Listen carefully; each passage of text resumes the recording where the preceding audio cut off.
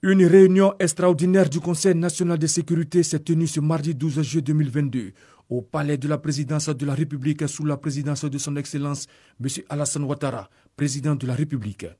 L'ordre du jour de cette réunion a porté sur l'arrestation par les autorités maliennes de 49 militaires ivoiriens le dimanche 10 juillet 2022 à l'aéroport international président Modibo Keïta Sénou de Bamako. Le chef d'état-major général des armées a fait une présentation sur les circonstances de la présence de 49 militaires ivoiriens sur le sol malien et de leur arrestation par les autorités maliennes.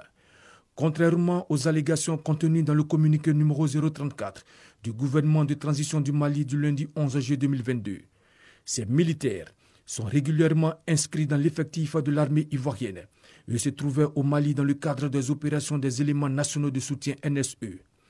La présence de ces détachements des éléments nationaux de soutien est conforme au mécanisme de soutien aux contingents des pays contributeurs de troupes dans le cadre des missions de maintien de la paix et est bien connu des autorités maliennes. En effet, en vertu d'une convention signée en juillet 2019 entre la Côte d'Ivoire et l'Organisation des Nations Unies et conformément à un contrat de sécurisation et de soutien logistique signé avec la société Sahel Aviation Service SAS, des militaires ivoiriens sont présents à l'aéroport de Bamako. Depuis cette date, 7 contingents se sont relayés périodiquement sur ce site sans aucune difficulté. À leur arrivée au Mali dans le cadre de la 8e rotation, le dimanche 10 juillet 2022, une copie de l'ordre de mission du contingent a été transmise aux autorités aéroportuaires maliennes pour attester de la régularité de la mission. Le ministère des Affaires étrangères et de la coopération internationale, ainsi que le chef d'état-major des forces armées maliennes en ont reçu copie. Aucun militaire de ce contingent n'était en possession d'armes et de munitions de guerre à sa descente de l'avion.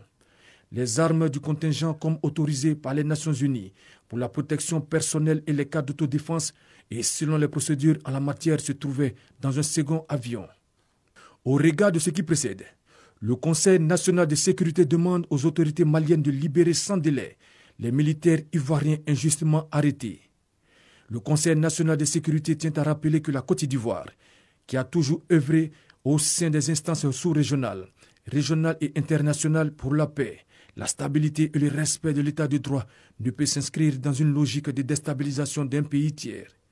Le Conseil national de sécurité informe l'opinion nationale et internationale que les autorités ivoiriennes continueront d'œuvrer pour le maintien du climat de paix et de fraternité qui a toujours prévalu entre la Côte d'Ivoire et le Mali.